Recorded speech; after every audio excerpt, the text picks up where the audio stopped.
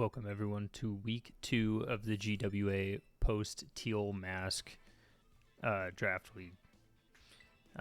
This week my opponent is Jojo. He is coach of the San Francisco Blades.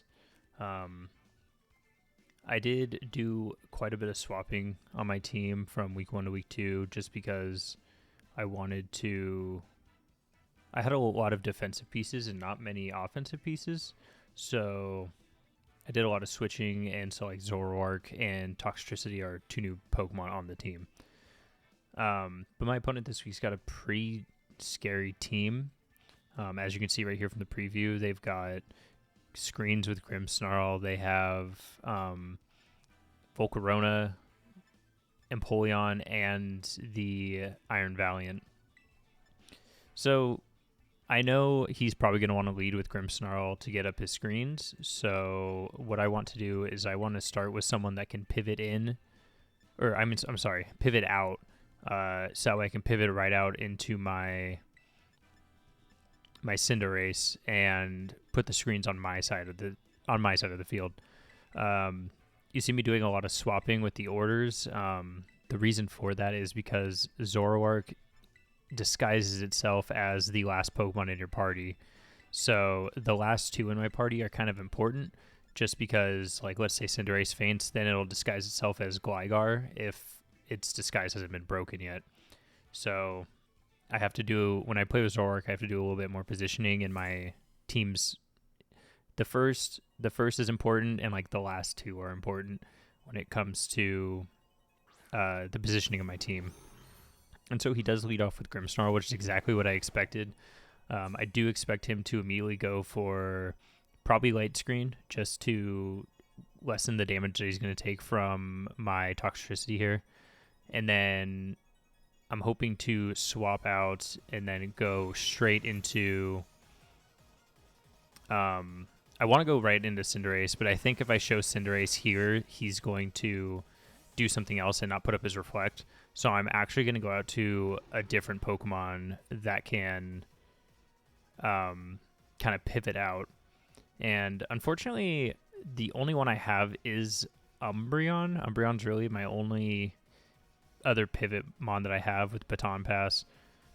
So I'm just going to go straight out into Umbreon, expecting him to go for his Reflect to get both screens. I'm just going to click Baton Pass to immediately go right back out into Cinderace. So I can get both those screens on my side with Court Change. But he does just go for the Parting Shot, which, since he's Prankster, doesn't affect me because I'm a Dark type. So I Baton Pass. I could realistically go right back out into my Toxtricity here, but I decided just to go right into my Cinderace and just get the screens on my side immediately, or the one screen.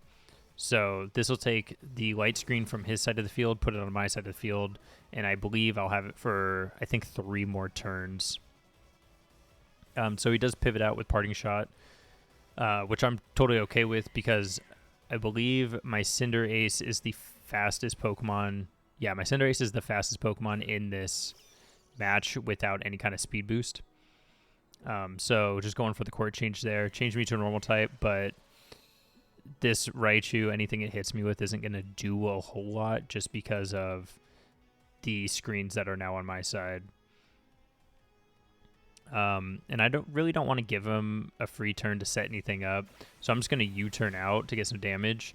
And honestly, without the Parting Shot, that would have knocked it out even without being the Bug type with Libero. So I can just go straight out into Umbreon here. Umbreon walls this thing. If it wants to use like Psychic, Psyshock, it can't. But he does go for the Electric Terrain, which boosts the speed of the Raichu and sets up the Electric Terrain for both his Iron Valiant and his Iron Leaves. This week I elected to go with Terra Fairy, not Fire. Terra Fairy, because I didn't want to go Terra Poison because of the Raichu and maybe take like a Psyshock or something like that on my Terra. So I did just go to I did go with Fairy just because it's the safer bet this game. He does go for the Thunderbolt just to get some damage off. It does not a whole lot, and I do find out he has a Life Orb, and we just knock him out with Foul Play. So Raichu is actually his Terra Captain, So with Raichu gone, now we don't have to worry about anyone terastallizing into a different type. And honestly, my team is actually looking pretty good. I just have to wait out all of the electric terrain to get rid of the boost from both Iron Valiant and Iron Leaves. So these next 5 turns are kind of crucial and just stalling out the electric terrain. And so here I debate on... So I click Protect just to see what he kind of wants to go for. Seeing if he wants to go for like a Leaf Blade, because a Leaf Blade in... No, I think it was Psyblade. Psyblade in the electric terrain with the boost that Psyblade gets from being an electric terrain, plus the Swords Dance and the attack boost that it gets from the electric terrain, a Psyblade would knock out my Umbreon, I believe, 70% of the time. I don't think it was a guaranteed knockout, but it was almost a guaranteed knockout. It was pretty close. I don't really have anything that I want to switch into this, and so I kind of just risk the Umbreon here, and I go for the Foul Play because I know Foul Play will knock it out. Foul Play is super effective, and it's got a bunch of attack boosts, so it's definitely going to knock it out. I'm just kind of running calcs right now to see if I have anything that can take an attack from it.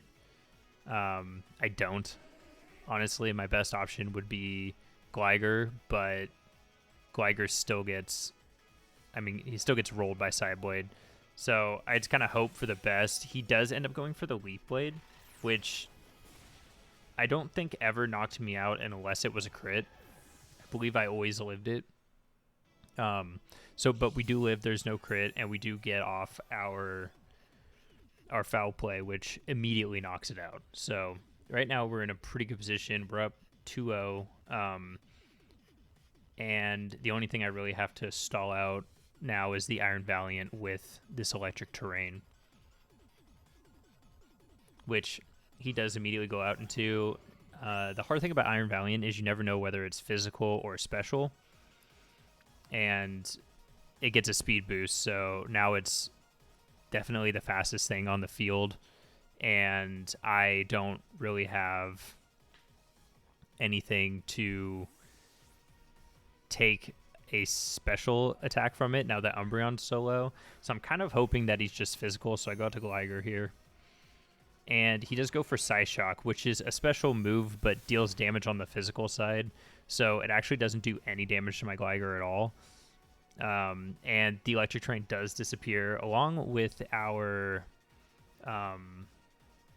what is that item? Or what is that? The light screen that we got.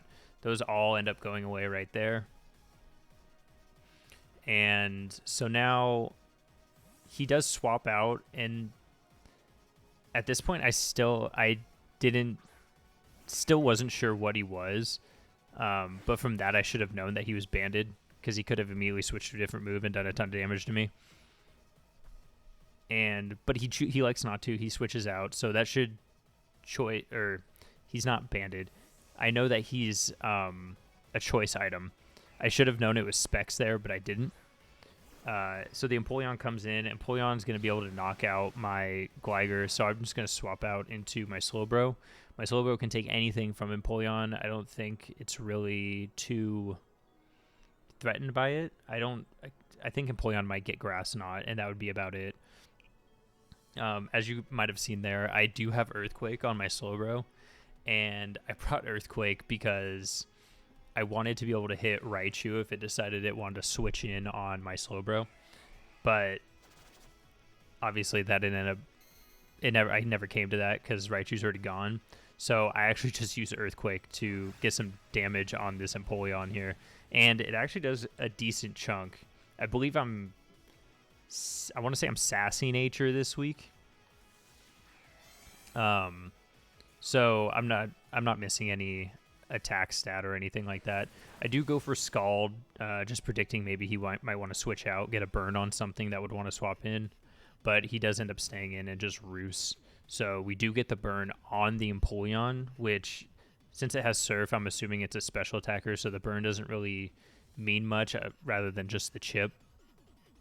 And we've seen most of its moveset. It's got Roost, Surf, Stealth Rock, and then also Flip Turn there that we see. So we know that it's more of a defensive supportive Empoleon. So not too much to worry about there. And now that I know its entire moveset, I know that my Slowbro just completely walls it. And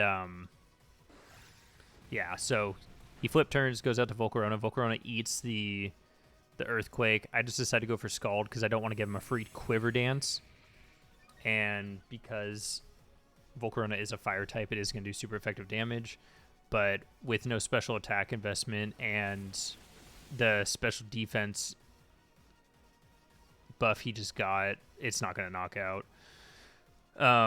So here I kind of have to decide whether or not I want to try and live a bug move, which I don't think I will after that +1, or if I want to swap out and hope something else can take it, then outspeed and knock it out.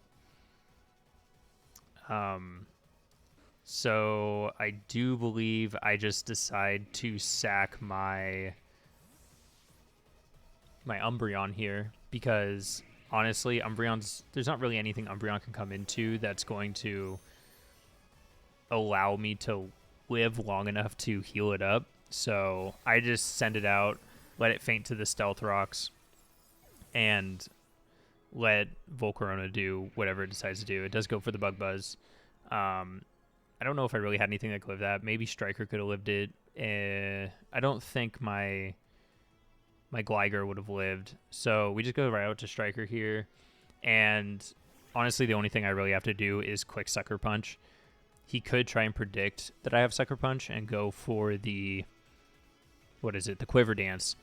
But then we get stuck in the game of he's got to keep clicking Quiver Dance every turn and hope for at least 8 turns and hope that I don't go for anything but Sucker Punch.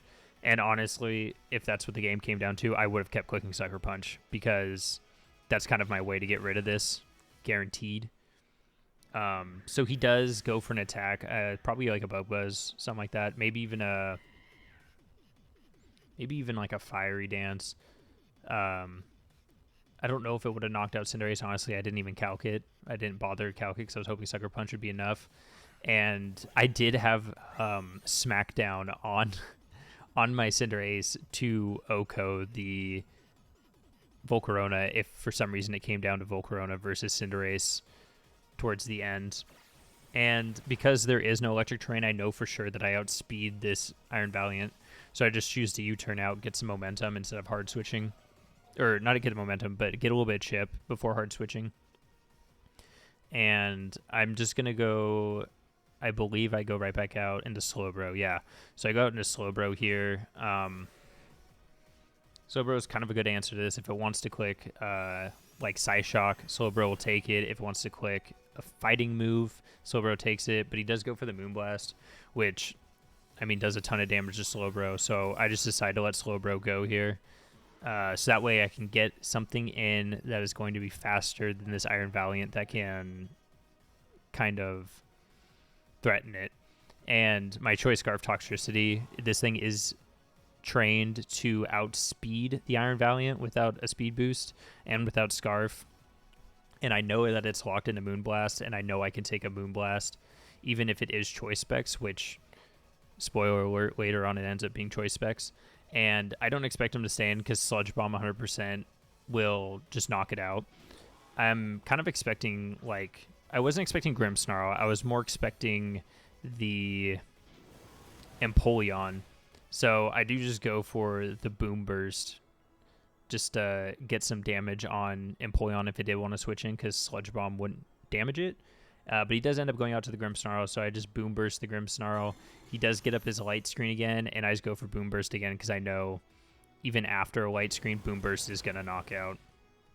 So Toxtricity takes the KO on the Grimmsnarl, and now that Light Screen's up, I don't really want to stay in with my Toxtricity because now it is threatened by the Iron Valiant because it has no chance to one-hit knock out the Iron Valiant. So I've got to go for a swap here. I do end up choosing to swap to go out to Gligar. If he does go for the Psyshock, that's totally okay with me. As we saw earlier, Gligar eats the Psyshock, no problem. Did about 31 damage last time. We do come in, take rocks damage, and does use the Psyshock, which isn't going to do much. It actually did more this time because, well, I don't know if Light Screen actually affects Psyshocks. It hits on the offensive side. It must. But he does opt to swap out there because Psyshock's not going to be enough to knock me out. Does go back out to Empoleon. I do click knockoff just in case he wants to stay in or if something else came in with an item. But he does go out to the Empoleon, and we excuse me. He does go out to the Empoleon, and we just hit it with a knockoff. I do just decide not to swap out and go for an Earthquake, and because of the set, I knew that it was probably had no speed investment, so my Gligar did actually outspeed. So we just go for Earthquake and knock it out. Iron Valiant comes back out here, and it's probably just going to go for Moonblast. Yep, it does go for Moonblast, and I just kind of let Gligar go here. Gligar doesn't really do anything, and I don't mind not getting up any hazards because I can just go straight out to my Cinderace and honestly click Cork Change and get the Light Screen on my side along with the rocks that are on my side to get him on his side. So I actually do opt to go out into Cinderace here just because I do want to get the Light Screen on my side and the rocks on his side. Not that the rocks I don't think really make much of a difference this game, but it's nice just not to have that kind of chip damage on my side.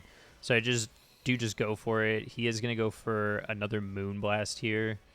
I no longer resist because I'm not fire type, I'm now normal type, so he does get the knockout even through the screen, which once again I'm alright with. The screens are no longer on my side, or on his side, they're now on my side, so I know I can just go straight out to my Toxtricity and just click Sludge Bomb and win here. Because, yeah, Iron Valiant is his last mon, so Sludge Bomb's just going to get the knockout, and we're going to take the Week 2 victory, and that puts us up 2-0 on the season. So far, pretty good season. I think I played this game pretty well. My opponent, he's got a very scary team, and it was very hard to prep for, and he played a pretty good game, so yeah, if you enjoy the content, please like, comment, and subscribe. You guys have been doing amazing on just getting my videos views. I think my most views like 151, which doesn't sound like much, but for someone that does this for fun, that's quite a bit for me. So thanks all for watching, and I will see you next week.